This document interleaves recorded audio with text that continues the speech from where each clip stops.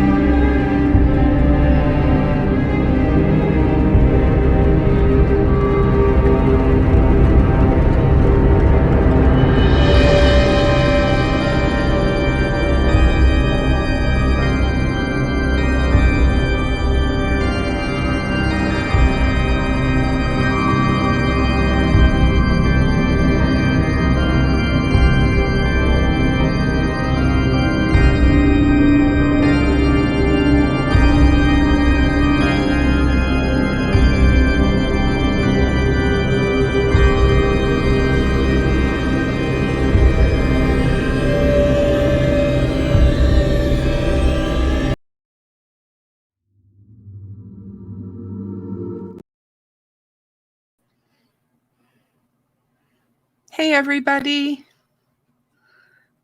welcome to Behind the Crime Door.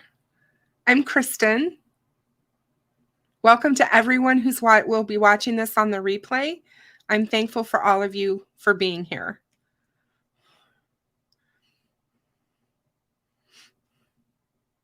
Hey Dee, how are you? Hi Never Silent. How are you guys? Hey Melissa. Hey Honeybee. Hi Angela. Hi Maria. How are you, my dear? Hey Melissa. Hi Sierra. Hey Sally. Hey Derek. How are you, my dear? So good to see you. Thanks, Melissa. Hey, Dave. How are you, my dear? Hey, Digital.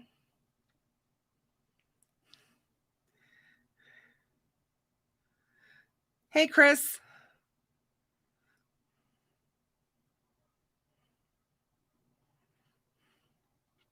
Hey, Westeros. Welcome, everyone. So I see that I've really got people kind of confused with my title. I didn't mean to do that. I'm not trying to confuse anyone, but we will get into it and discuss it. Yes, Dave, please say a prayer for everyone in Turkey and Syria. The horrible video footage that's coming out of there from their earthquake is just gut-wrenching. I saw a newborn baby pulled out of there this afternoon that was born underneath the rubble. From what I understand, it's just horrible. But from what I can see, the baby was alive. So it's just so sad. Hey, Purdue. How are you, my dear? So good to see you. Hey, Frank Meister. How are you, my dear? Good to see you. Everyone, please keep Tech Deaf Hippie in your prayers. His dad is in the hospital. He is not very well. He is not doing well at all. And they are currently trying to figure out what's going on with him. But it's very serious. And Tech Death needs our support right now. So if everyone can just keep him in your prayers, I would certainly appreciate that. Yeah, Maria, I think there's going to be more casualties. Unfortunately, they had so many buildings collapse, both in the first earthquake and then in the tremors that happened afterwards.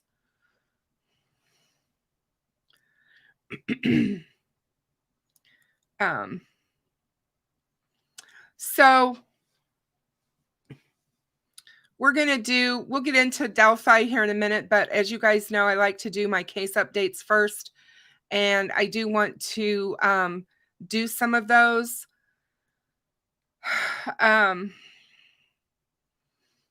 Yeah, it's really sad, Chris. I do too. It's so hard, and it was sudden, not expected, and yeah. So, just hold him in your prayers. So let's talk a little bit about the news that's happened since I last saw you guys. I did take my time off this weekend. I got some much needed rest. Sometimes in this genre, you just need to take a break. I did spend some time creating while I was away from the camera, and doing a lot of research on some things that I'm covering. So those things will be coming out soon. So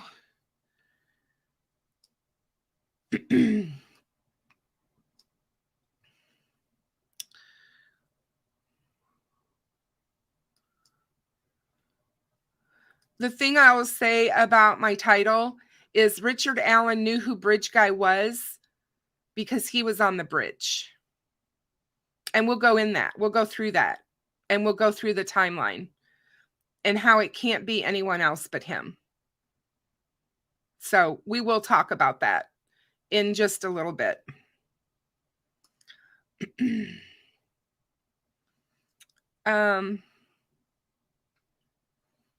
There was an update today, you guys, on the Gabby Petito case. I don't know if any of you have seen that yet, but there was a newly released high-resolution photo that was taken by Gabby on her cell phone. Her family's attorneys put the photo out there, and it shows the injuries that Gabby had at the time the witness called 911. And this was when right before they were stopped in Moab. And her family is suing Moab police for $50 million. And this photo has been previously unseen. She has blood on her face. It was taken during the domestic violence stop, just weeks before she was murdered at the hands of Brian Laundrie. The law firm Parker and McConkie first described the existence of the photo back in November when the wrongful death lawsuit against the Moab City Police Department was filed. And the police department actually encountered the travel blogging couple on August the 12th of 2021 after a witness reported seeing Brian hitting Gabby and trying to take her phone and drive off without her outside the Moonflower Co-op, which is an organic grocer off the city's main drag. And the photo was actually taken by Gabby right before they were stopped. And I'm going to show a picture. Just give me a moment here, guys. I just think this is really sad because, and I know it's easy to second guess police on what happened that day, but I never ever once thought that they handled that stop well at all. And that was just my opinion. But this is the picture that has been put out by the attorneys for her family. And you can see most definitely the blood that's been smeared across her face. She has a bruising. She has a bruising up here.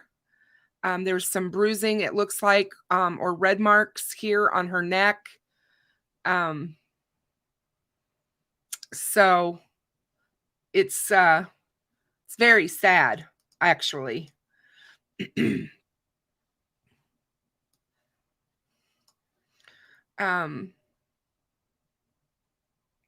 as everybody remembers, the police stopped the couple at the entranceway to Arches National Park about 15 minutes after the alleged incident had happened.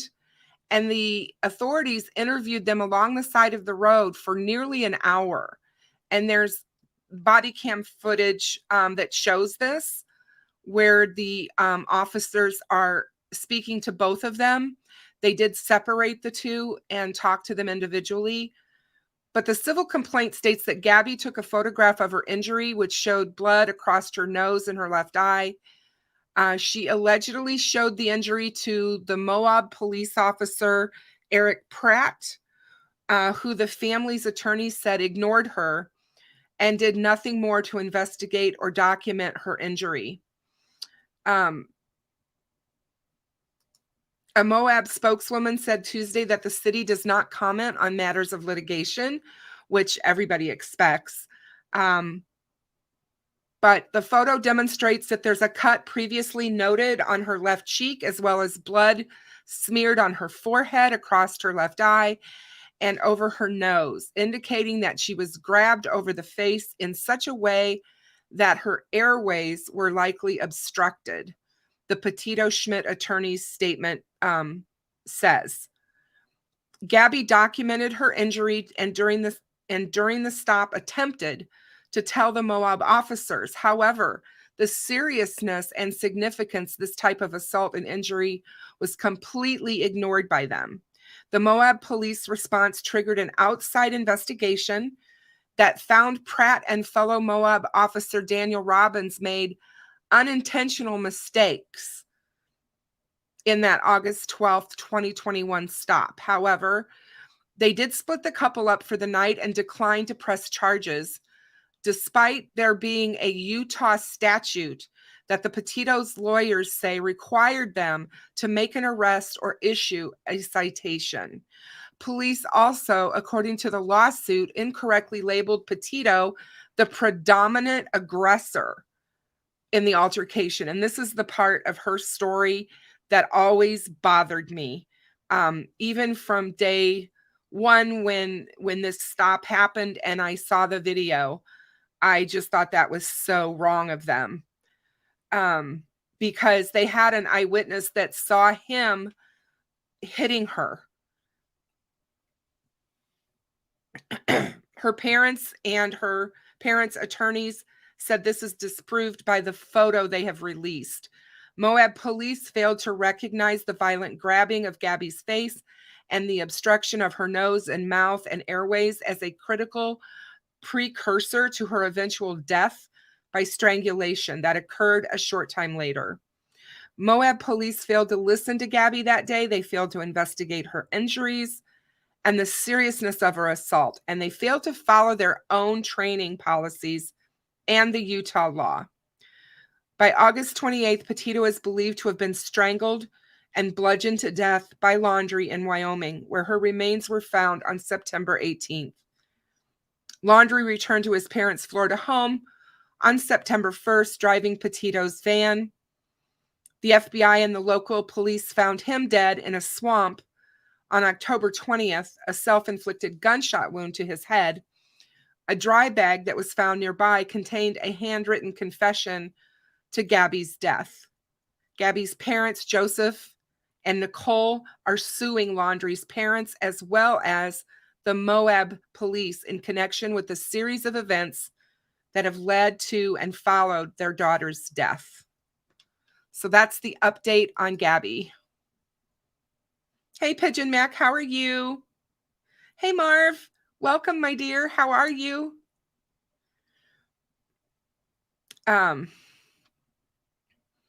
It's just so, but that's classic.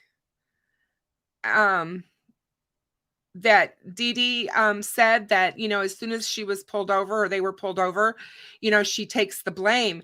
And that should have been the first clue right then and there. She's got these injuries all over her and face and blood and bruising, and she's taking the blame. That is so classic domestic violence. It just is. So moving along, I know that I'm doing really good, Marv. Thank you so much for asking. It's been a crazy week. There's been a lot going on, and a lot going on in the true crime community already for the beginning of this week. I'm just like, man, so many things are happening with so many cases. So the update on Lindsay Clancy, who is the Duxbury mother who was arraigned today in connection with the January 24th death of her 3 children. A chilling series of events emerged today in court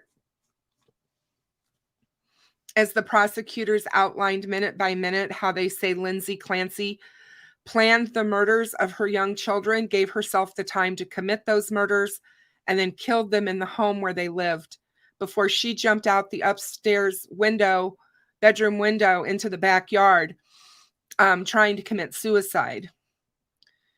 For anybody, this is extremely triggering what I'm covering right now, so I do want to warn you and warn you ahead of time. On the morning of January 24th, prosecutors outlined what sounded like a routine day for any parent, with Lindsay Clancy taking her 5-year-old daughter, Cora, to the pediatrician for an appointment. She allegedly interacted with the receptionist, nursing staff, and doctor, and none of them noticed any issues with her behavior. She was allowed to leave without concern.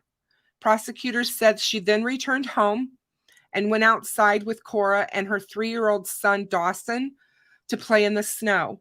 They built a snowman, and she sent photos to her mom and husband and texted them again with no sign of any distress or trouble. At this point, prosecutors say she began a series of calculated events that would ultimately lead to the deaths of all 3 children, Cora, Dawson, and her infant son, Callan.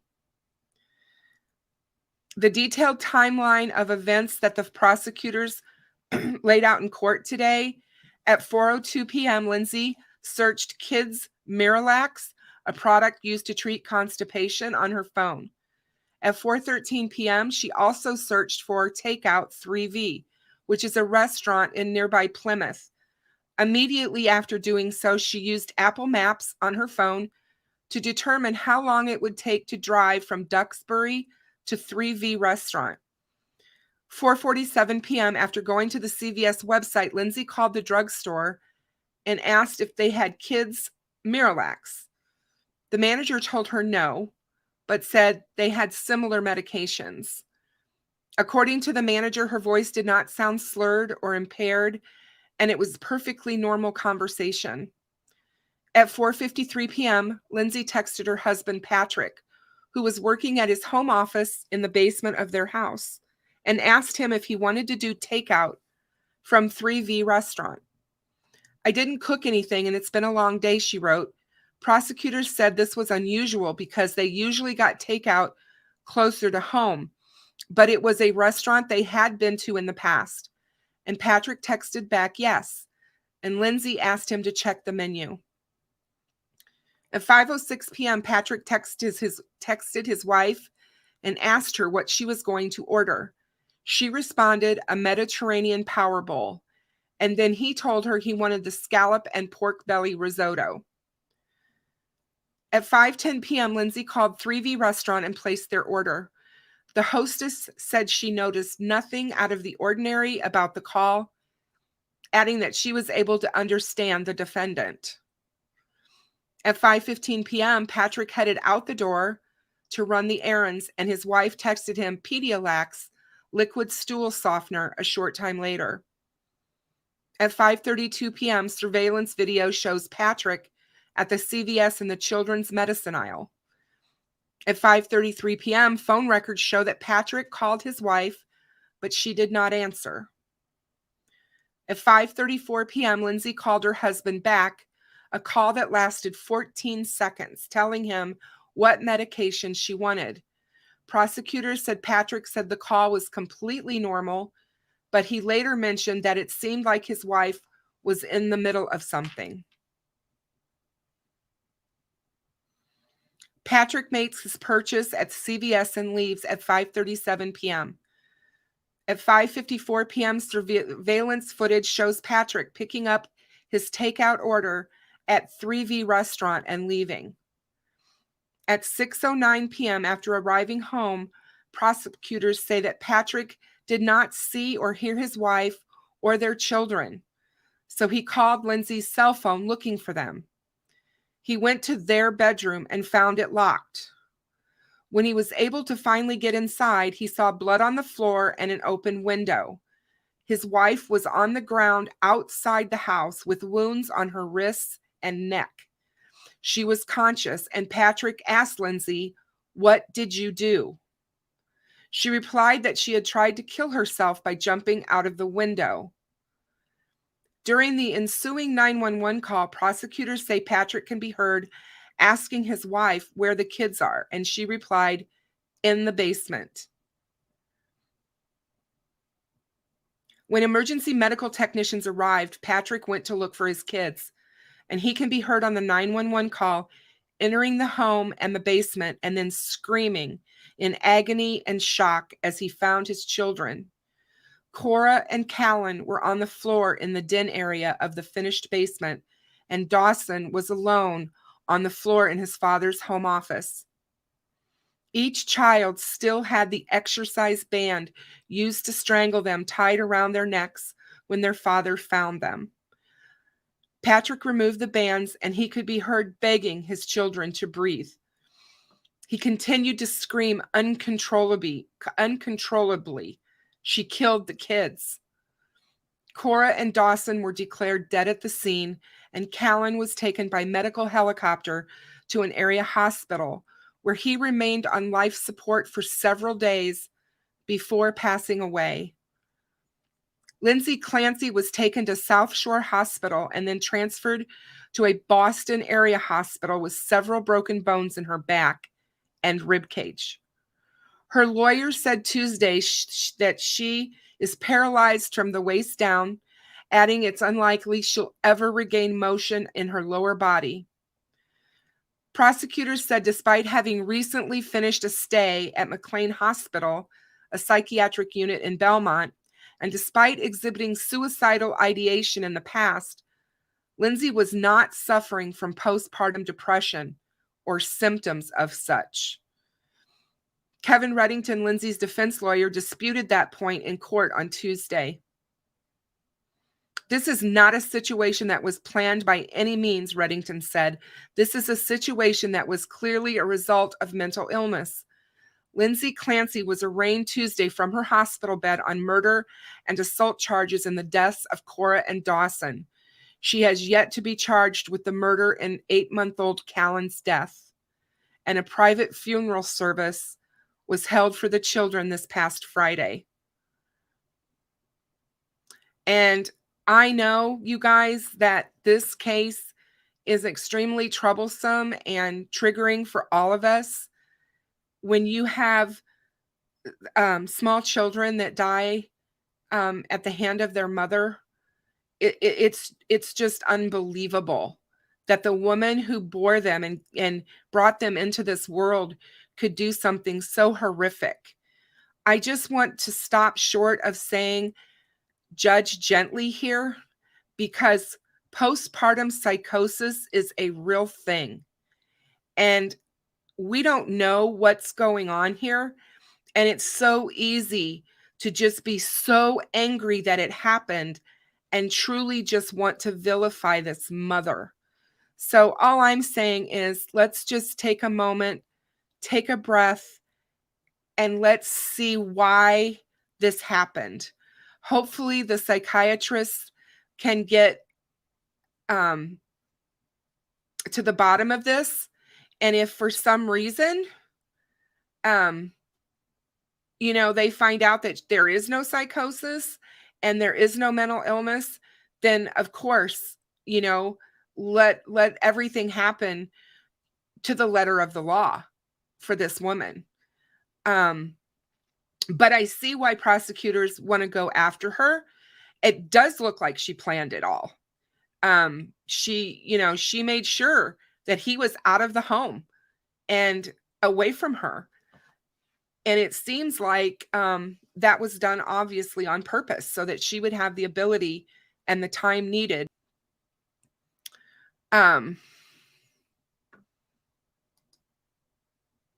Hold on a second here.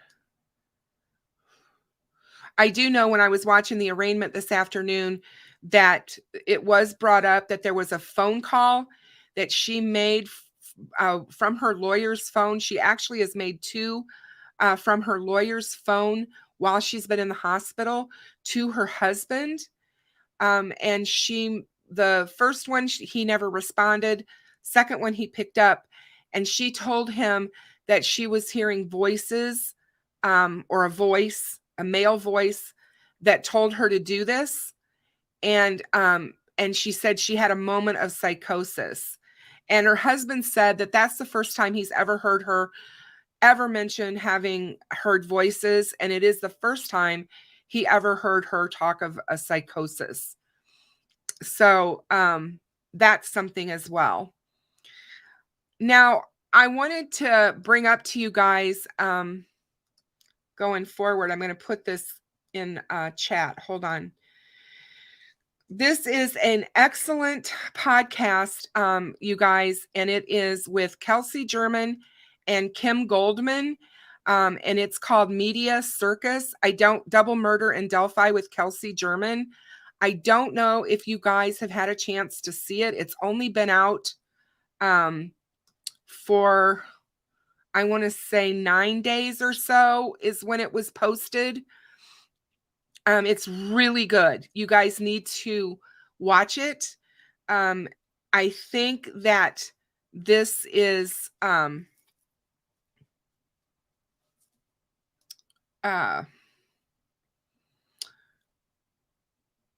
interview was done, I'm sorry, in the summer before Richard Allen's arrest, but after her and Caleb got married.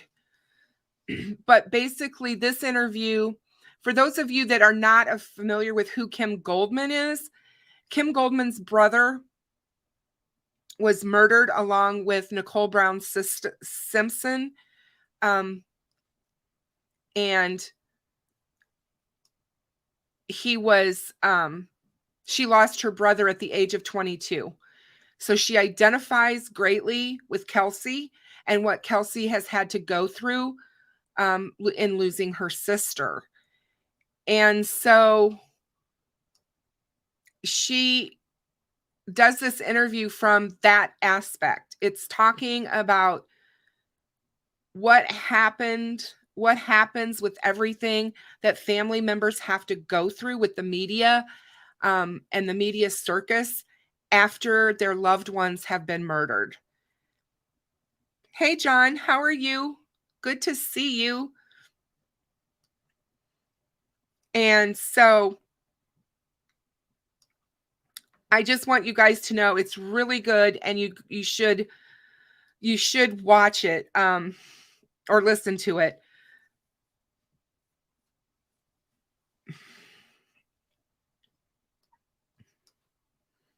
There isn't anything in it that's earth-shattering as far as the case itself goes, but it really gives you an insight to Kelsey and to how strong of a individual she is, how forgiving she is, how strong her faith is, and that how that has gotten her through a lot of what she's been experiencing. So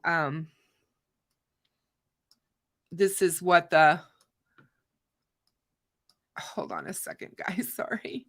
This is what the podcast looks like, so you guys can see it. But it's she's just, Kelsey has grown up in front, basically in front of our eyes, the past 5.5 years. She has amazed me. She was just a child herself when her sister was brutally murdered, and it forever changed her world. It's almost like her world stopped spinning that day, and she is still remembering things, still things come to her. She describes how that feels. And, you know, we can never understand what they go through until we've walked in their shoes, you know, right, guys? She truly is an amazing young woman. She was so shy and so soft-spoken when this first happened, and she has just become a warrior for her sister. And I love that about her. She just really has shown such, I don't know how to put it, just resolve in getting through this. And she even mentions that it's different for her than it is for her grandparents, and they do see things differently. You know, so anyway, so make sure you guys check that out, because it is definitely worth it.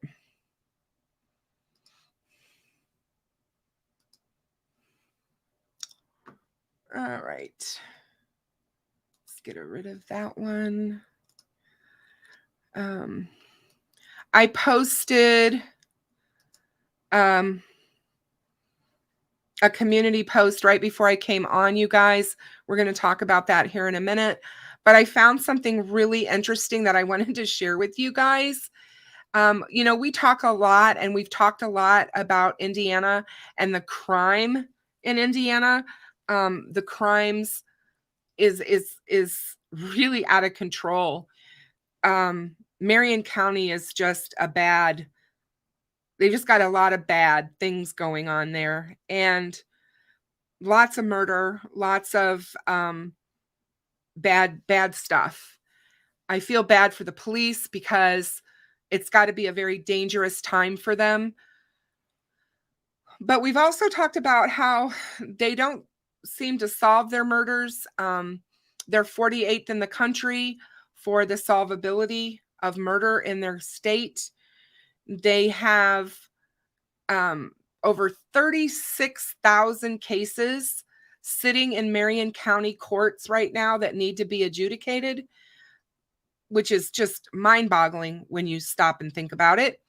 A lot of that, it has to do, obviously, with COVID. But yeah, just craziness. But anyway, I wanted to share this story that I came across with, because I thought it was a little telling.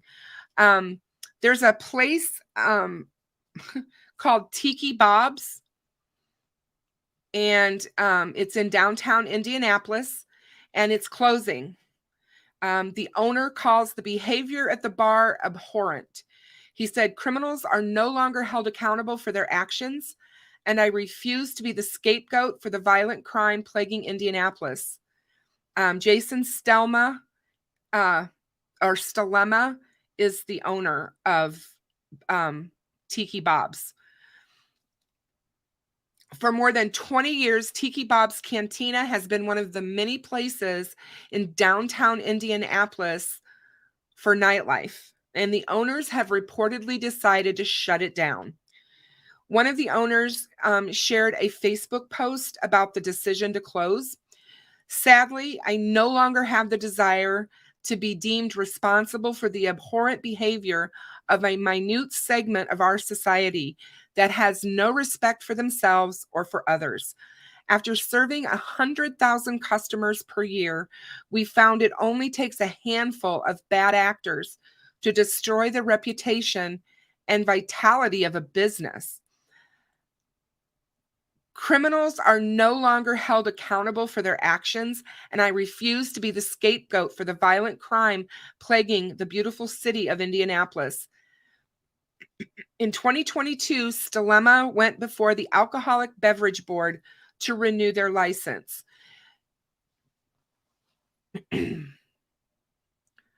IMPD led a push to revoke that license after officers and community leaders testified about fights, shootings, sexual assaults, and highly intoxicated customers, creating large, unruly crowds on South Meridian Street on Thursday, Friday, and Saturday nights.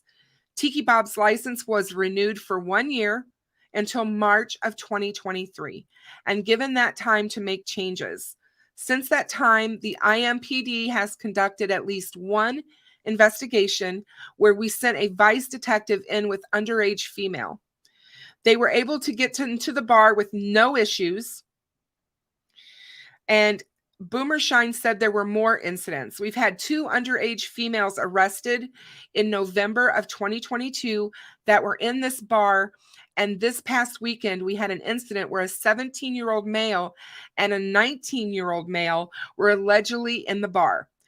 Boomershine said these 2 teens were arrested on other charges. He also said Tiki Bob's chose to close and put the license into escrow. Escrow means the license is not currently being used, but it can be taken back out when they apply for a new floor plan and they present a new business operation to a local board for approval. That process has to be done within a 2-year period. Boomershine encouraged bar and nightclub owners to get ahead of problems early and often. And if you're seeing a problem starting to develop, your security needs to deal with it right away and get the problem out. If the problem is too big for your own security staff, then it's time to call the police and have them address the issue. Don't let these things fester and brew until someone goes out and pulls a gun. I just thought it was quite interesting because it really shows the mentality of what's going on in this country and how they talk about a minute section of the population that thinks it's okay to just go out and behave any way they want and get away with it, basically. And they do this in all kinds of areas, not just in bars in downtown Indianapolis. They do it everywhere. You see it in the grocery store. You see it at Walmart. You see it at Target. You see it on the roadways when we're driving.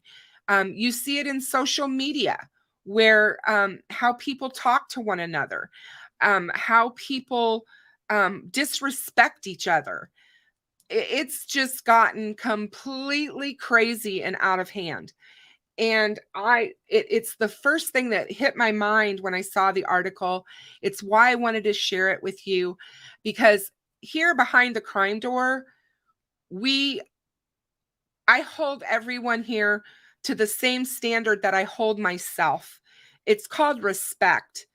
It is called, don't come in here and think that you're going to get away with being disrespectful to me, or being disrespectful to my guests, or being disrespectful to my moderators, or anyone else. And, it happens. And I just wanted to say that. I mean, we've had many conversations in the past year since I've had my channel about all of these issues, but something's gotta change, guys. It has to. Even though this fraction of society that's causing these problems is just a minute portion, look at the disruption that it causes in the lives of everyone. It's just ridiculous. So the next thing I wanted to update you guys on, we've talked a lot about DNA and the solvability of these crimes that we cover, and how people are like, well, that'll never be solved. They'll never find out who did that. Well, we have another case, you guys. The North Carolina State Bureau of Investigation and the Lexington Police Department team with Othram, which is a lab, they used to identify the 1987 rapist and murderer of Mary Mathis Davis. The suspect in the rape and murder of Mary Mathis Davis has been identified as Russell Grant Wood of Lexington, North Carolina. He died in 2013, and so he's not going to be indicted. But at least now her family knows what happened. In May of 1987, 29-year-old mother of two, Mary Davis, was reported missing, being last seen at Lanier Hardware where she worked. Shortly after Mary's body was found behind 802 East Center Street in Lexington, North Carolina. In 1987, there was a Winn-Dixie grocery store at this location. Investigators in 1987 collected the evidence that not until recently was viable in insisting in this case. As with all homicide investigations, Mary Davis's case has remained open and assigned to investigators throughout the years. In reviewing the evidence and knowing that technology has been evolving, current investigators submitted their physical evidence that they had to the North Carolina State Crime Lab for examination. Based on those findings, contact was made with the North Carolina State Bureau of Investigation to review possibilities of moving forward with the newest findings. Through the advancement of DNA technology, the NC State Bureau of Investigation, in partnership with Othram, undertook the complex process of utilizing the most recent advancements in DNA to provide evidence that led to identify the offender in the murder of Mary Davis. DNA evidence from the case was sent to Othram, and their scientists used forensic-grade genome sequencing to develop a comprehensive genealogical profile for an unknown male suspect. Othram built a comprehensive genealogy profile from the remaining DNA extract, and then Othram's in-house genealogical team used the profile that they built to produce investigative leads. Othram returned investigative leads to the investigators in the case.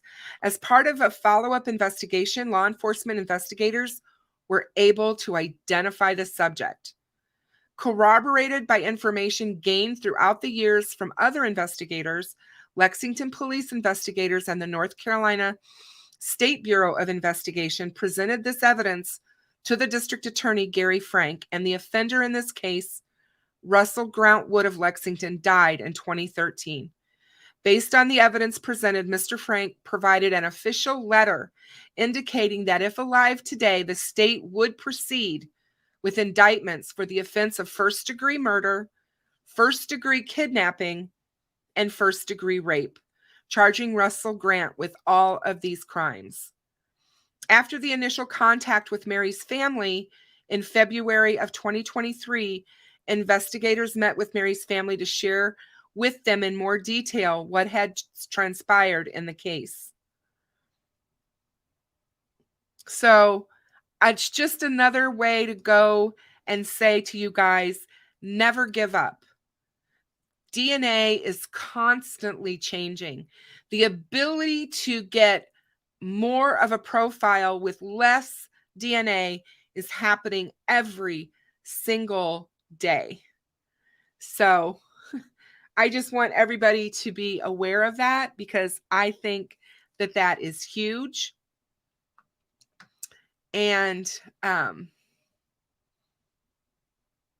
on a sec.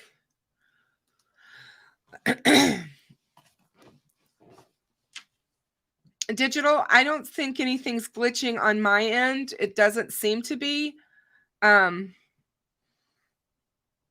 So I don't know if YouTube's having an issue or not. So, Richard Allen, let's first talk about what happened today. My case dropped the defendant's motion this morning to continue the bail hearing and jury trial setting. This was filed by Richard Allen's defense team. Comes now the defendant, Richard M. Allen, by counsel Bradley A. Rosie, and respectfully requests that this court continue the bail hearing and jury trial currently scheduled in this matter. In support of said motion, defendant Allen states as follows. On November 21st, 2022, Allen filed his petition to let bail. Said petition is scheduled for a hearing on February the 17th, 2023 at 10 a.m. The defense has yet to receive the entirety of discovery from the state, and therefore it is not yet prepared to proceed with the bail hearing. The defense anticipates receiving the remaining discovery by the end of this week. Defense counsel believes that the volume of discovery is such that there will not be adequate time to review the discovery in preparation for the bail hearing. Defendant Allen respectfully requests that the bail hearing scheduled on February 17th, 2023 be lifted and reset on a date and time convenient for the court and the parties. Defendant Allen also acknowledges that the jury trial is scheduled in this cause on March 20th, 2023. The exchange and review of discovery as referenced above will necessitate that the jury trial be lifted and reset on a date and time convenient for all parties. Wherefore, defendant Allen requests that both the bail hearing and the jury trial dates be lifted and reset on dates and times convenient for both parties. And this was respectfully submitted by Bradley A. Rosie. And and it was filed on the 7th day of February, 2023. So the court, they have asked the court to reschedule and postpone the bail hearing. And it did not surprise me, you guys. I was not at all surprised when this happened. And you want to know why? Because, first of all, they've got a lot to answer. There's a lot in that probable cause document. We went over it last Thursday night, if you guys remember. There's a lot that the defense has to answer. And they don't even have all the discovery yet. Now, obviously, they said they're going to have it by the end of this week. And that's a lot of paper. And they need to have time to go through it all. It's only fair to the defense that they have the amount of time. And so, you know, we've talked about this now since he was arrested, that this case is not going to happen the way everybody expects or the way that everybody wants. So many people want this in court and ready to go, and it's just not going to be it's just not going to be what happens. I really don't look for this to make it to court for a couple of years. I will be really surprised if it does. I think we're going to be looking at a lot of motions and a lot of things that's going to go on with this case. Now, what did I mean by Richard Allen knew who Bridge Guy was? Well, when we looked at the probable cause document and we went over the timeline, Richard Allen places himself exactly on that bridge that day at the precise time that the video was taken on Libby's phone. So Richard Allen knew who Bridge Guy was because he was the guy on the bridge. That's how Richard Allen knows or knew who Bridge Guy was. Because he knew he was out there. He knew he was dressed the exact same way of that guy on the bridge in Libby's video. That's how he knew. That's how Richard Allen knows who Bridge Guy was. And that's pretty irrefutable in my book. We're looking at this case and I'm just going by the probable cause affidavit. I'm not even going off of what else. Hey, Aspen, how are you, my dear? We need to do another live. I miss you. How are we not supposed to see that? You know, when you're looking at the timeline, you know, any really good investigative detective for murder is going to tell you that victimology and the timeline are so important in this case. In all cases, the timeline of events, you have to be able to pinpoint where people were, when things happened.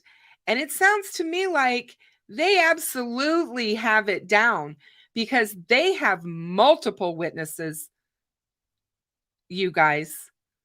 Not just one or two, multiple witnesses that can put Richard Allen on those trails and on that bridge at the time that Abby and Libby was approaching it. Where would he have gone? How would he have disappeared? Those are the questions that are going to have to be answered by Richard Allen's defense team, and they need more time. They are well aware. I mean, no matter what you think they said when they, you know, after everything came out last fall and everything, and they were all really puffed up and said, you know, this probable cause document, you know, is weak. It doesn't have, there's not probable cause for murder charges and all of this. It's absolutely ridiculous to think that when you see what's going on here. I watched a short on YouTube today, excuse me, and it was somebody who just is new to the case. And this person, this man who put together the short, read the probable cause document, and he was like, man, this guy's guilty. I mean, he saw it. He saw the timeline of what was being said. You know, it's hard to refute. Yeah, John, you can't be, unfortunately, John, you can't, the Constitution prevents that. You can't be a witness against yourself. It's against the Constitution. He can take the Fifth Amendment. They cannot force him to testify against himself. But I get what you're saying. I mean, that's why that is going to be so incredible to hear what kind of a defense they come up with that. So,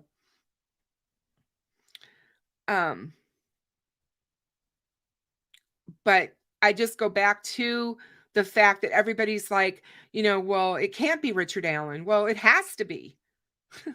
I mean, who else could it possibly be? He was seen there within moments. We're not talking hours.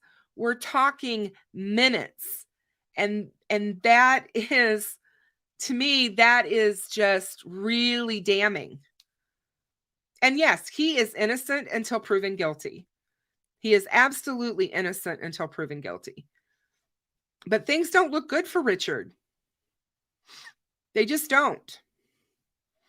And somebody else was talking to me this past weekend. I got an email about it, but they were like, they don't have to prove that he murdered the girls. They just don't. They can prove he kidnapped them. and led them down the hill. And that they died. They ultimately died. That in Indiana's law is murder. He's responsible. And that doesn't even throw into the fact about, his weapon, his gun, the fact that, they have this unspent round, and God knows whatever else they were able,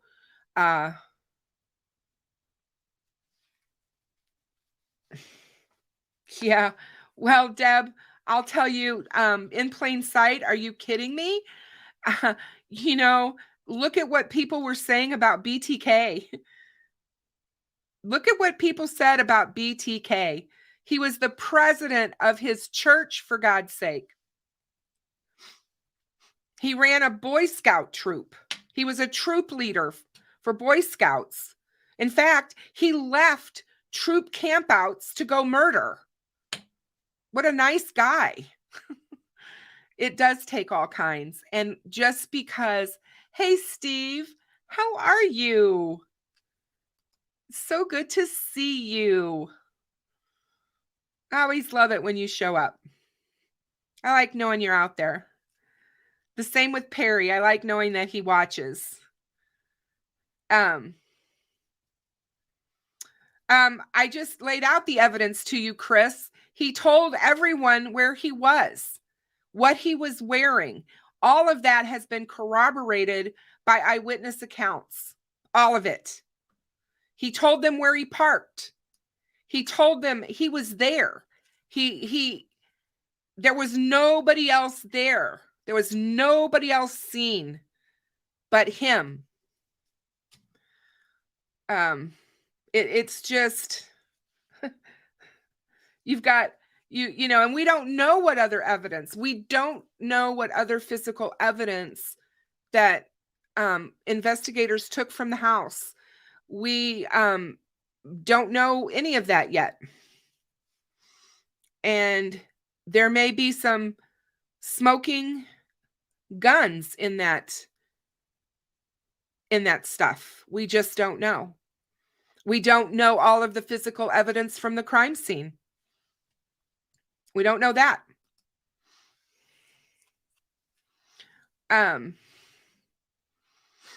So yeah, I mean, what does that say? I mean, yeah, Rob, he did. He admitted seeing the 3 teens. You know what? He admitted seeing everybody, I believe, except for the lady who walked to the bridge and saw him standing on the bridge on the first platform within moments of the girls' arrival at the bridge, because she passed them. She turned around to head back to her car and leave, and she passed Abby and Libby. The girls were just moments from arriving on that bridge.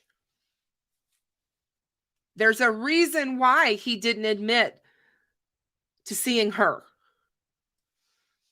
How was he going to explain away that he didn't see Abby and Libby when they were right behind and they were coming? It's just, I mean, the more you read it and the more you see what he said and how he basically corroborated everything the eyewitnesses were saying, it's pretty damning. Yes, he did. Exactly, Josh. He put himself specifically on that platform at that time. He was watching fish. So, hey, Polygraph, how are you? Oh, it's always good to see you. I'm glad you made it. Always good to have you here.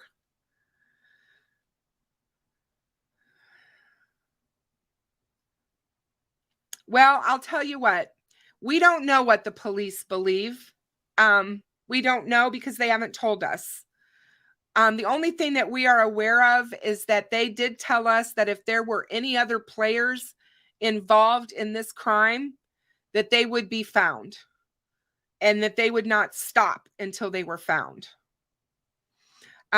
They haven't said anything about the Kleins being connected to Abby and Libby. And at this point, I believe the Kleins are not, have anything to do with Abby and Libby. Oh, I know, Josh, isn't that crazy? When I heard that and read that in that probable cause affidavit, I'm like, I mean, how stupid does this person think we are, that you're going to go stand on a bridge 70 feet in the air in the middle of February and look down at a creek and that's moving super fast, because it was on the 13th. That water was moving and he's just watching the fish. Really? I just think that's the lame excuse, but okay. That's just me. Again, my opinion.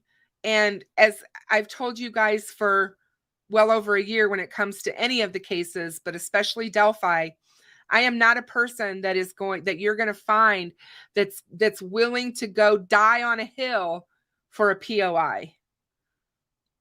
I'm not going to do that. Okay. I want the person responsible for this crime to be the person that is ultimately found guilty for it. So if they have the evidence, and I believe they do just by what I've seen, to prove beyond a reasonable doubt that Richard Allen did this crime, then yeah, he needs to pay for it. He needs to pay the piper. If they can't do that, then he will be acquitted.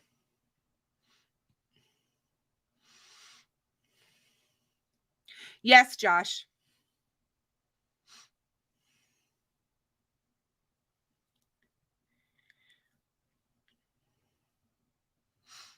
And even the fact that he was out there walking on the trail looking at a stock ticker, I'm not. This is what I'm going to say about this, and this may come off as high and mighty or whatever, and I'm not trying to sound that way, you guys. Honest to God, I'm not. But Richard Allen was working at CVS.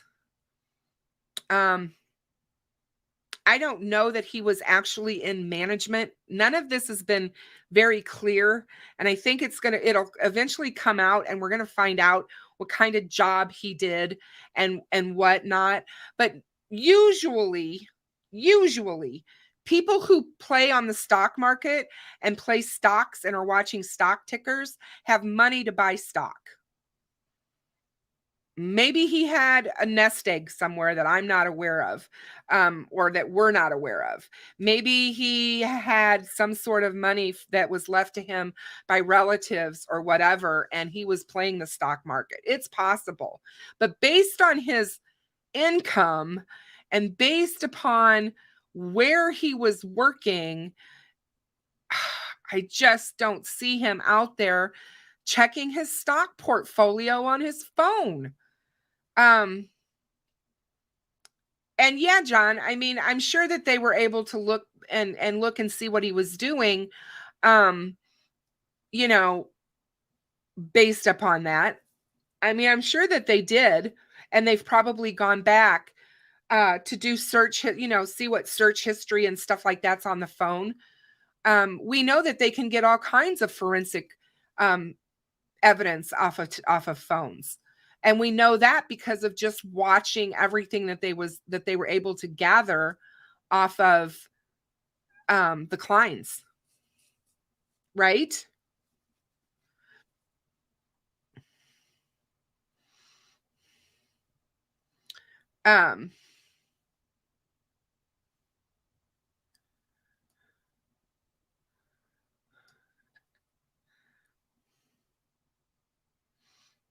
How are you, Rob?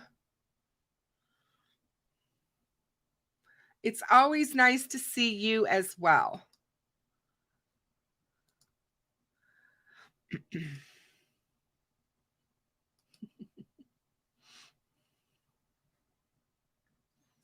So, I mean, you know, we can discuss that for a long time about all of that, but it's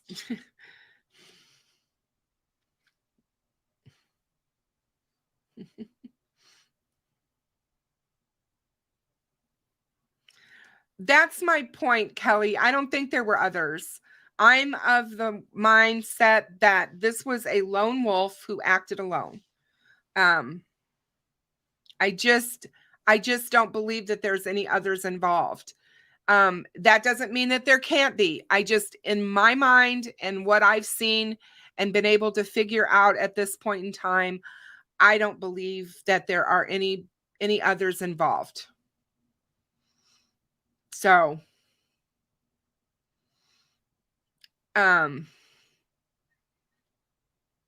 so they should be able to, like I said, you know, you use your cell phone.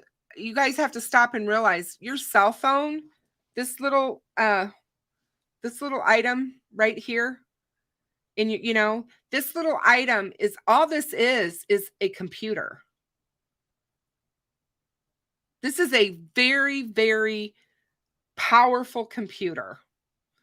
You use this just like you do a computer. You have apps on it.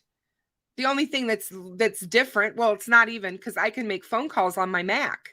So I mean, it's really like just a computer.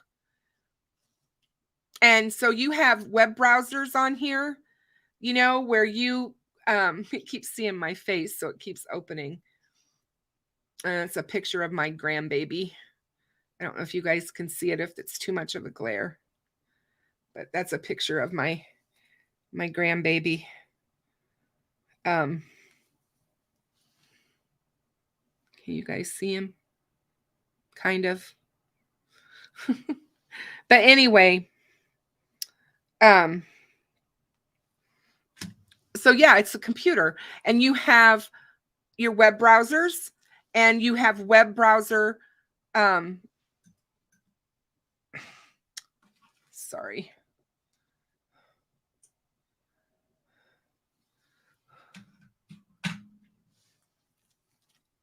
Whoops. My kitty is getting into trouble. Hang on a minute. Okay. So, your web browser has browsing history. So they can get the browsing history off your phone, just like they can off of your Google browser or your Safari browser or Firefox or whatever browser you use.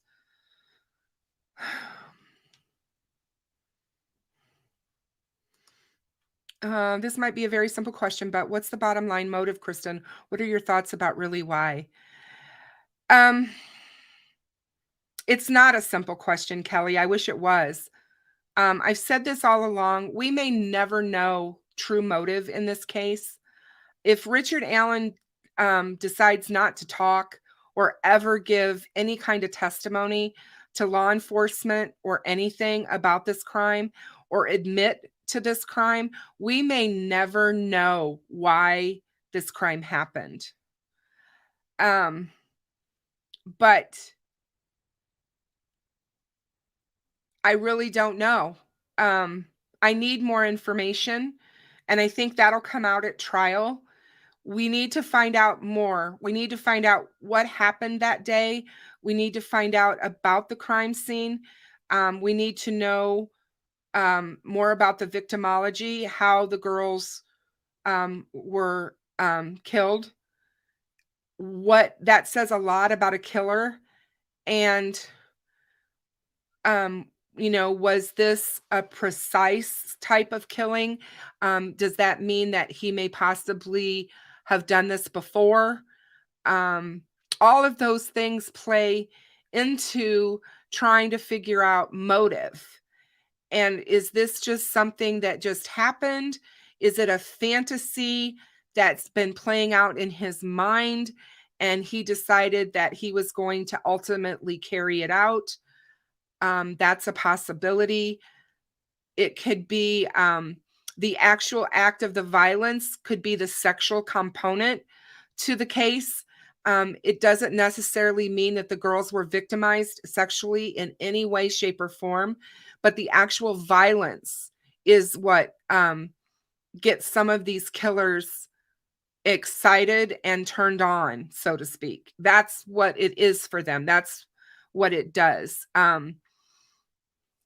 So yeah, that's my thoughts on that. As far as Jordan Sofer, I did cover Jordan's case on this channel.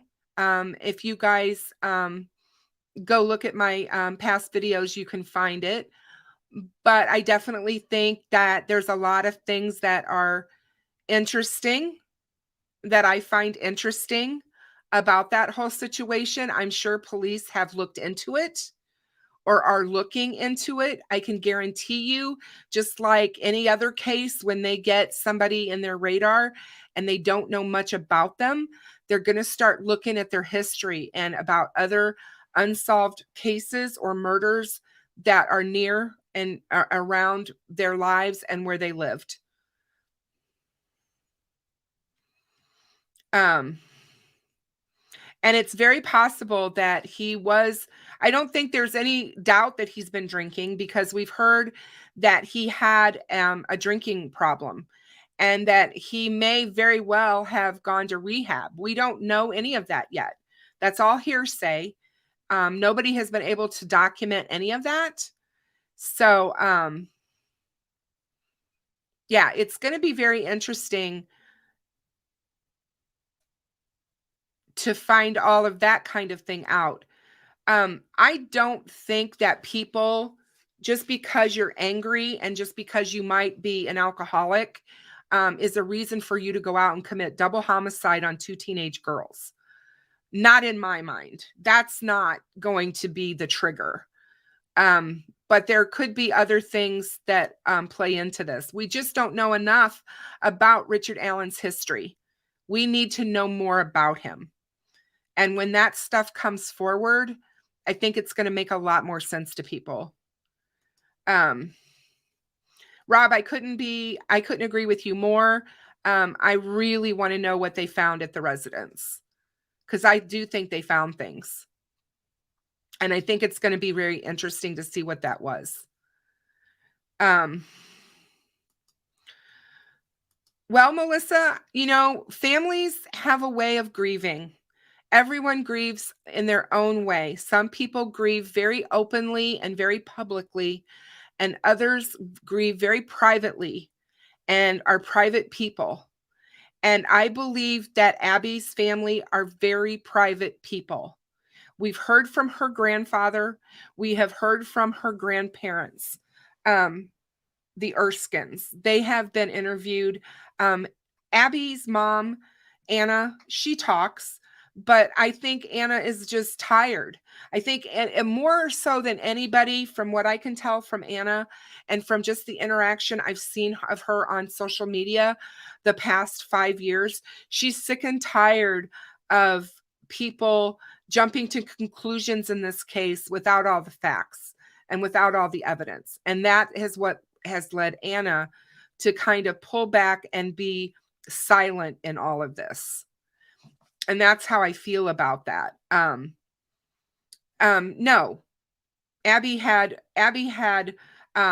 both sets of her grandparents. She had her grandfather in Michigan, and she had her grandparents in in Delphi. Chris says, I wonder if they may have found any of the girls' blood on any of Alan's clothing. Steve from True Crime Web and I, we talked about this on a live not too long ago.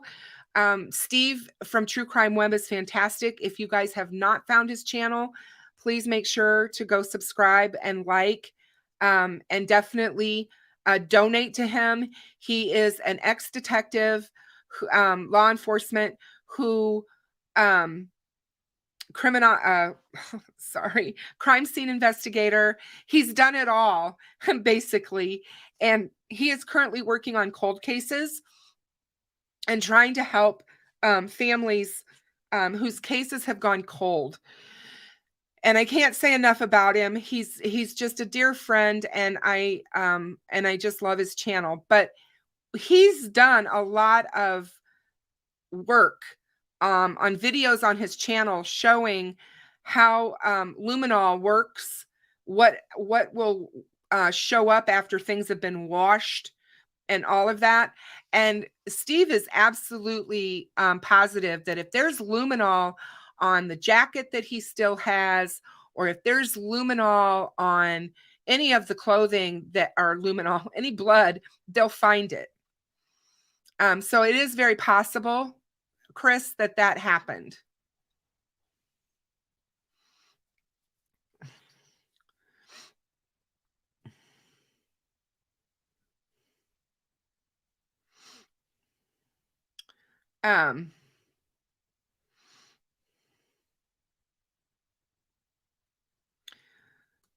Melissa, she had her grandpa, her mother, and her grandparents from the Erskines,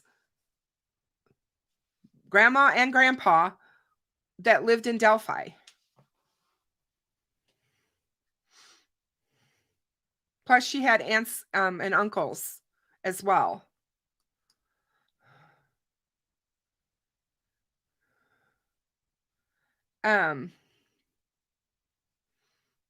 That stuff's going to all come out, Verbal Judo, about the family dynamics with Richard Allen. And I'm sure that there's a lot that we don't know. You don't know what goes on in people's homes. No matter how helpful and kind they appear when they're out in public, you have no idea what that person is like behind closed doors. And, you know, that's where the rub's at, because these people are so capable, and especially psychopaths. They are absolutely capable of completely fooling every single person around them, because they don't have the same empathy and care about human beings that we do. They just don't. They don't even see them the same way as we do. And they just don't have that emotion. And so they're able to go on with their lives and just pretend like nothing happened.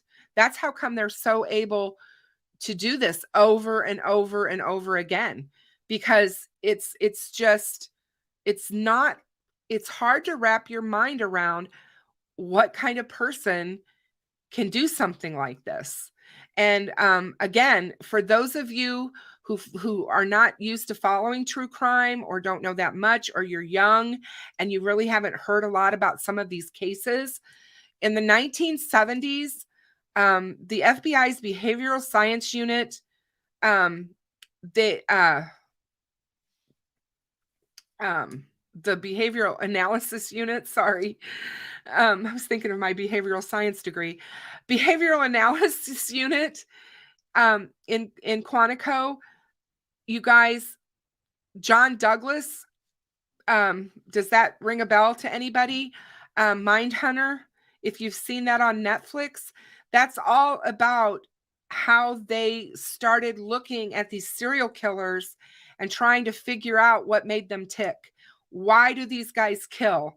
What is it? And why the differences in their types and their different modes of killing, all these things. And they put this stuff together, and that's how we've learned over the years how to discern these different types of predators. It has been a wealth of knowledge and information. There is a book that John Douglas wrote that I absolutely highly suggest, and it's called The Killer Across the Table. And he co-wrote this book with Mark Olshaker, but this book is amazing, you guys. It talks about, oh, sorry, I almost dropped the book. He He delves deep. What it says is, I'm just going to read this to you. He delves deep into the lives and crimes of 4 of the most disturbing and complex predatory killers he's ever encountered, divulging the strategies used to crack some of the most challenging of cases.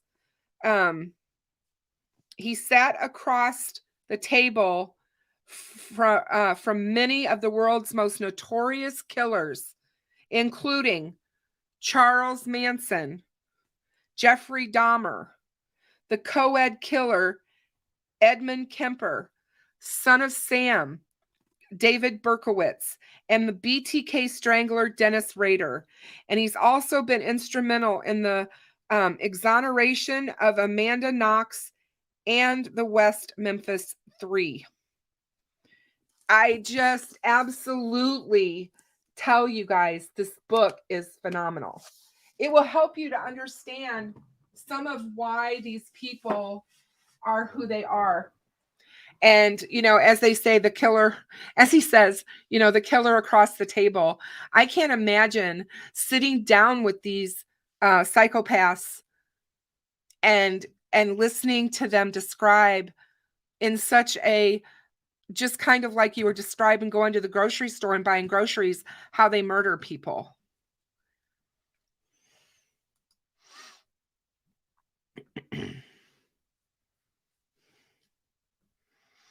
Oh, Never Silent. I loved Criminal Minds.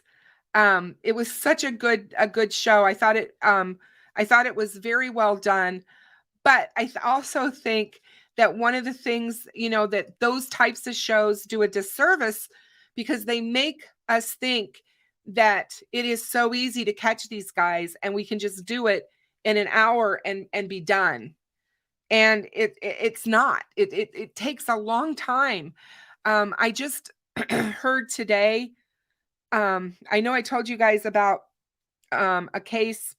You guys need to go watch my good friend, The Inquisitor, because he does, let me look it up because I want to make sure I tell you the right thing, and I want to put it in my chat. Give me a minute.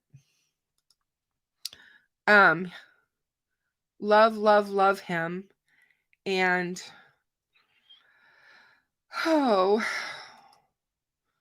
can't say enough about him. But hold on a second. I want to put this video in my chat.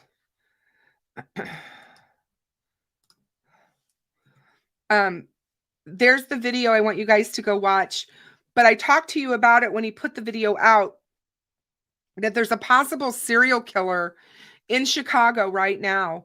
And that all of these young women are disappearing and they're being murdered, burned, and left outside of dumpsters around abandoned buildings around Chicago.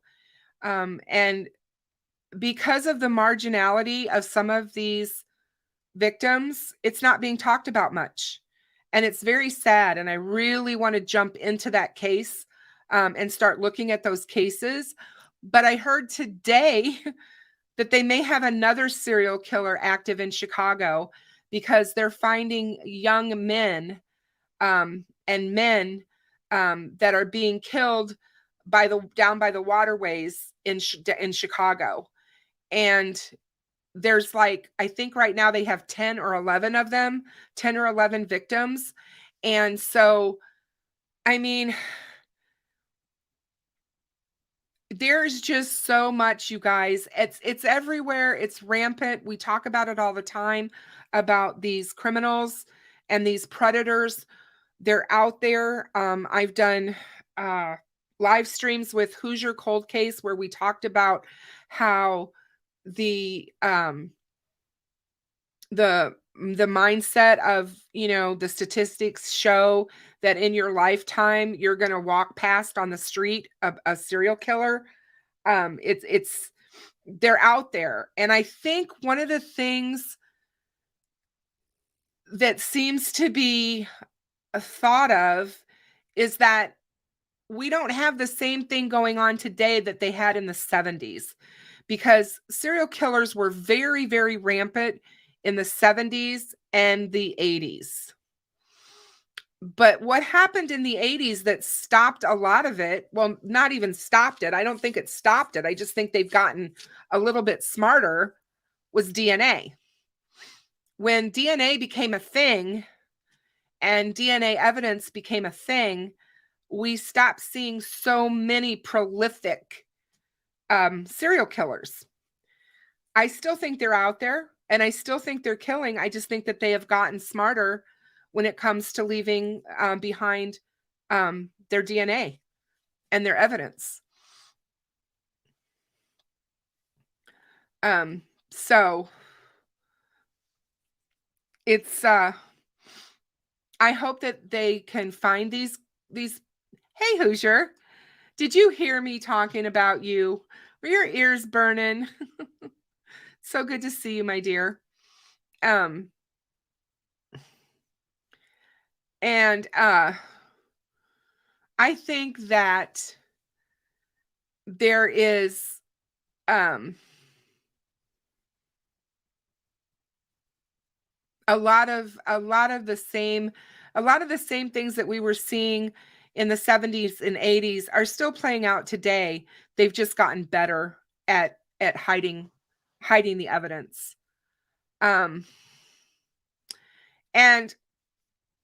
I believe, Melissa, I believe that we do have these killers, just like Bundy, just like the Zodiac, just like the Green River Killer. They're out there.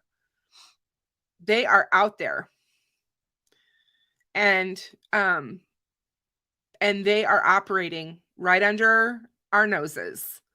And one of the things that the killers have found out too is that when you commit murders in different jurisdictions or different states, it's harder to catch you. All of those things play into that.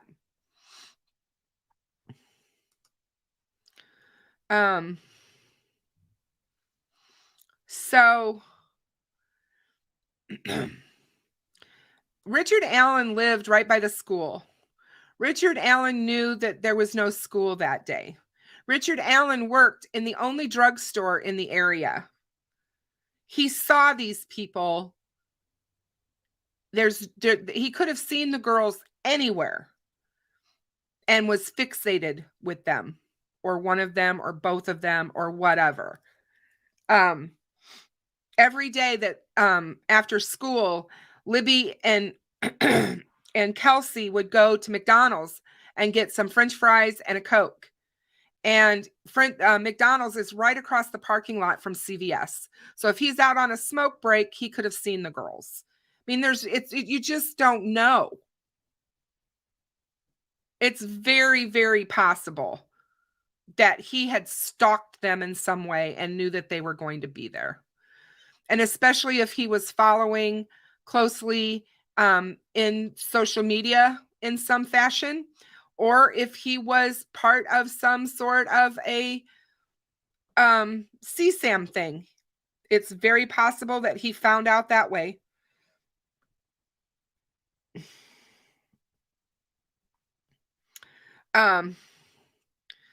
So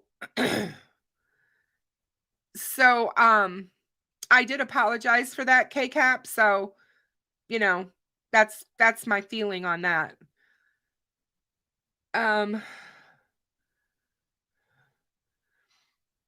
It's going to be interesting, Sally, what they took period out of his house.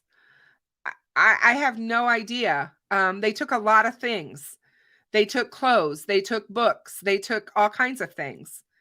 And it will be very interesting to see, and if they were able to glean any evidence from that stuff.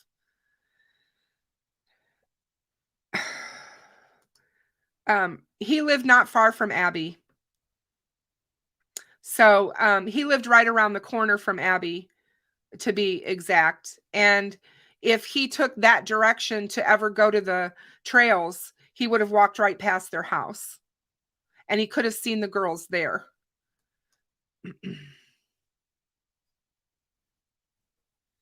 Yes, it is very possible that he saw them on the trails if he was a person who was out there a lot. And it sounds like he may have been.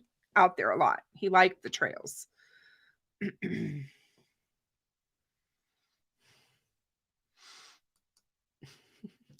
Yeah, Hoosier. So, hey Daisy, how are you, my dear? Good to see you. Good to see you.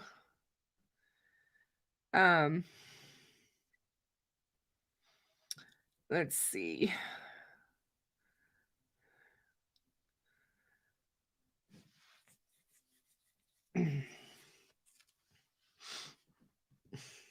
Yeah.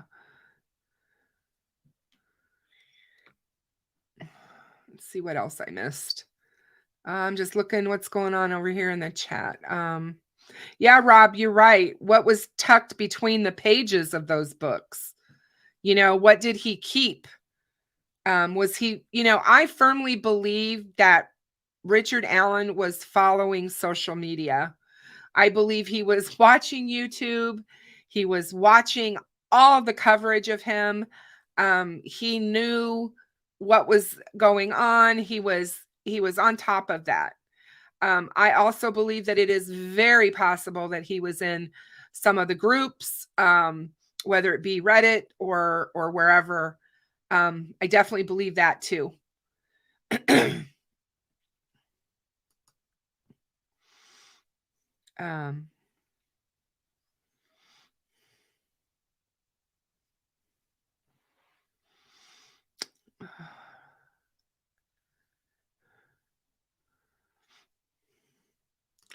Hoosier says, I have one theory that maybe his phone leaves at the time he says it did, but investigators think he couldn't have, considering the bullet found. Maybe that's why they think others are involved. Anything, like I said, anything is possible.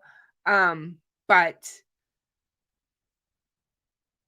yeah, I just don't at this point in time. But been wrong before, so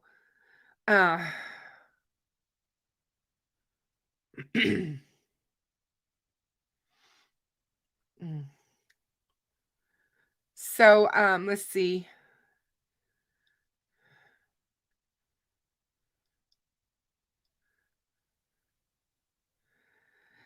I don't know what to think about that, Chris. I know that that's been a contention all over social media for 5.5 years on who was the target and who wasn't.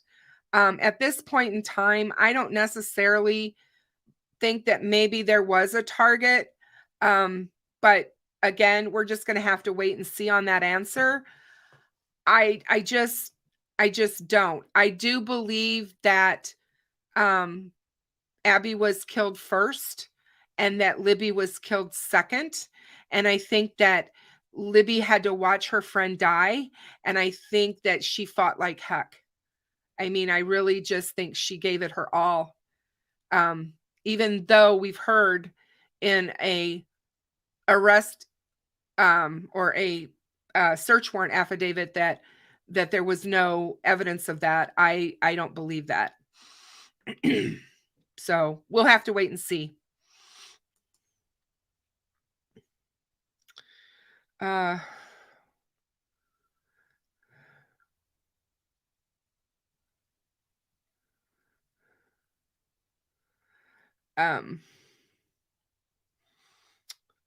see. Maria says there were those Facebook screenshots of people responding to someone named something like Rick Hill or Alan Hill or something along those lines. Does anyone remember? I wasn't in any of those groups, so I don't remember that. So, Hoosier, you and I have talked about this before. There's a lot of stuff they didn't put in the PCA. It'll come out at trial. There'll be so much that comes out at trial that was not put in the PCA. They don't have to put everything in the PCA.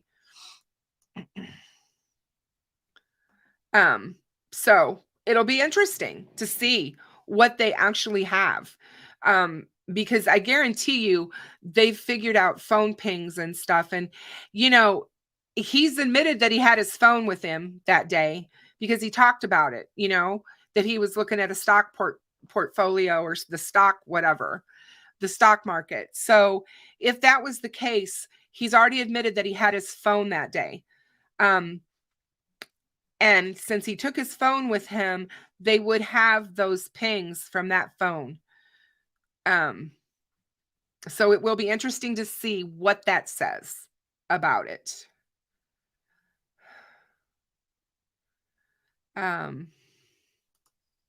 Do we know the extent to which the Anthony Shots account was communicating with Libby the same day of the murders, right? If Keegan's not involved, was it just a simple spam communication or was it more? We don't know that.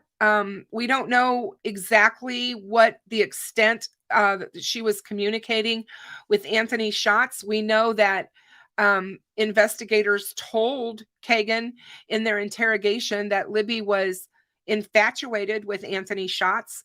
She supposedly talked about him a lot with her friends. So, you know, anything is possible. There is supposedly the fact that they were supposed to meet that day, and Kagan said she never showed up. Is that true? Is that not true? Why would Kagan say that if it wasn't true, knowing that she had been murdered? We don't know any of those questions or those answers yet, Josh. Hopefully that'll all be revealed to us once this goes to trial.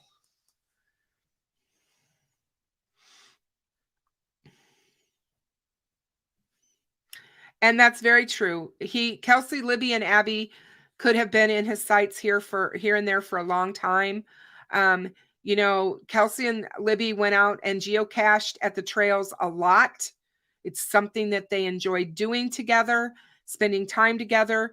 And if he was out there, you know, he could have seen the girls. So it's very possible.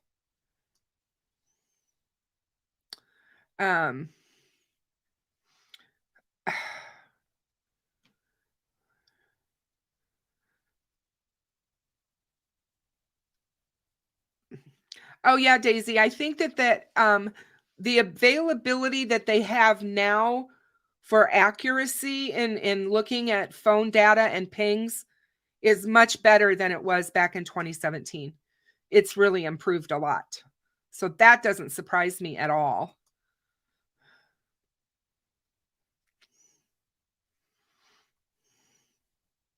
No, Chris, I do not believe that Richard Allen knew that Libby was recording him.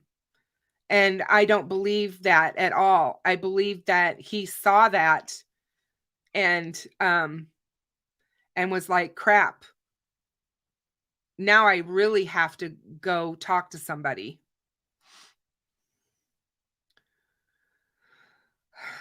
So,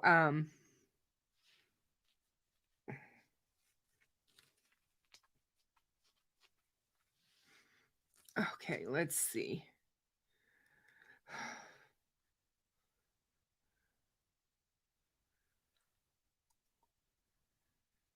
You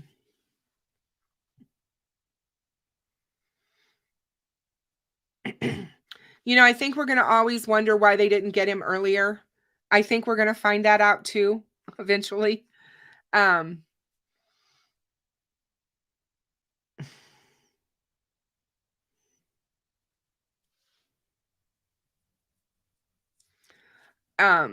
So yeah, I just, that's what Kagan says, that he was supposed to meet with her that day. We don't know that any of that happened. And no, I don't believe they were involved. I believe they would have arrested Kagan by now for sure if they thought he was in any way involved, unless they don't have evidence to arrest him. But and that may still all come out in the trial. So we'll just have to wait and see. Hi,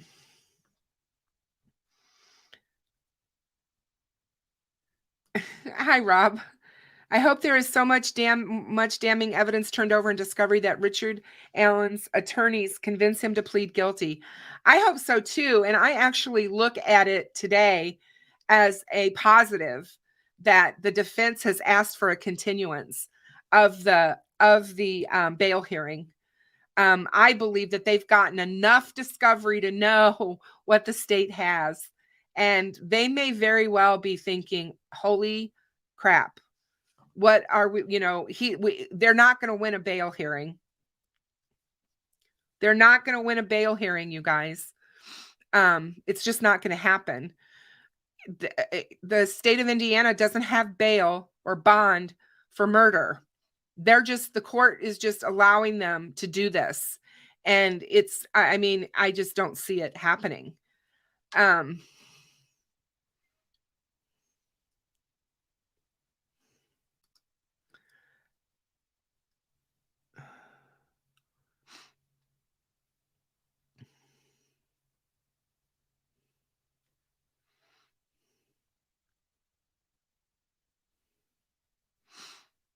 There was a lot of information digital. Those phone records and all of that takes time to go through an item, line item by line item, and matching and all of that. What seems so obvious to us is not obvious when you have thousands upon thousands upon thousands of documents to go through and look at.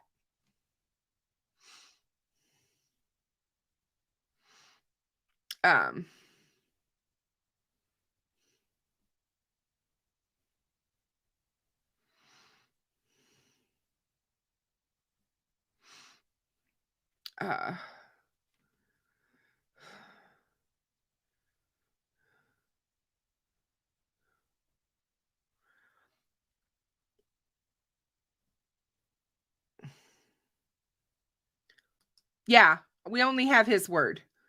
Yeah, exactly. Yeah.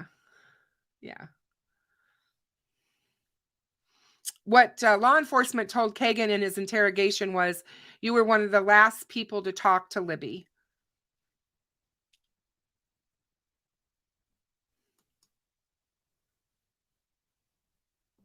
Exactly, Daisy. And, they're going to use those people they have to go back while they're preparing this case. They have to go back and they have to look at every item and vet everything again and put it all together into the case that they're going to present in court. And it's a time consuming, labor intensive process. And the prosecution, Nick McClellan, has a heads up, and he's basically at the 40-yard line or 50-yard line in this case, and the defense is back at the 1 or the 2, because he knows so much more. He's been at the helm of this case for 4.5 years, and he is very well aware of what's going on in this case. And so the defense doesn't have that.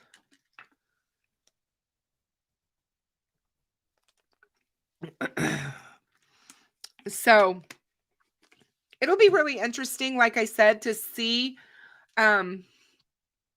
where everything goes. I don't know. I saw Jason.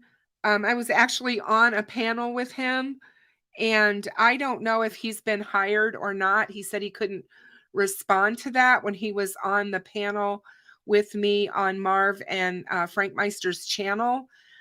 But, it's possible.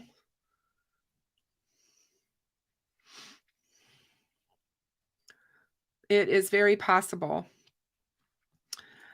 Chris, I don't think so. I believe that law enforcement told us there wasn't.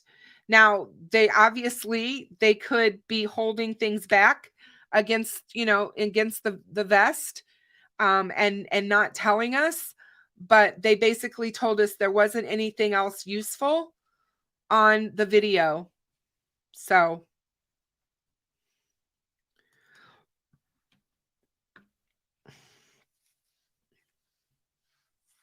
Guys, I appreciate you all sticking out with me tonight. It's been a very productive and good live. All of these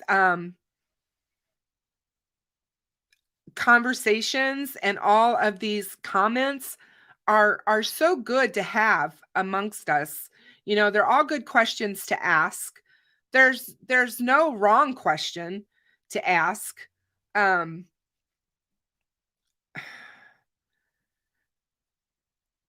Yeah, and Rob's right. If he's been hired, he would be covered by the gag order and he couldn't speak about the case at all. So at that point in time, when he was on that panel with me a week or so ago, he probably was not.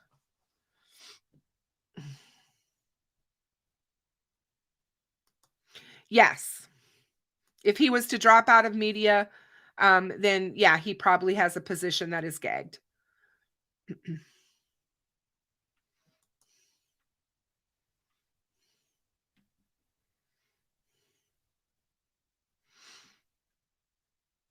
There is a video of him with the car parked at the old CPS building that came from the Hoosier Harvest store across the street.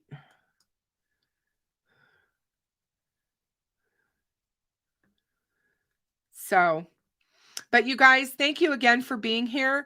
And for all the support you give me for the channel. I so appreciate all of you. Make sure you hit the subscribe and like button. The like button helps me so much with the algorithm, so that other people can see and hear about the cases that we cover. The more people that do, the better chances of some of these cases being solved. But again, I really appreciate all of you. I couldn't have done this channel for the last year without you. It's been certainly an interesting road. And I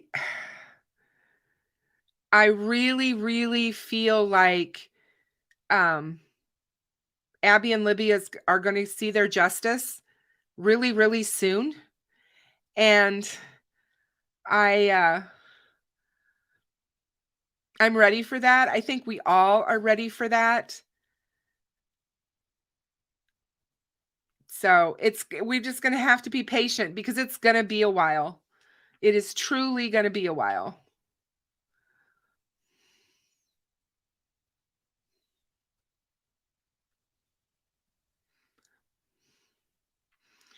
So thanks, Polygraph. Thank you so much. You guys, I appreciate all of you. Good night and have a wonderful Wednesday. Please be kind to everyone. It doesn't take anything to be kind. Thank you so much. Have a good evening.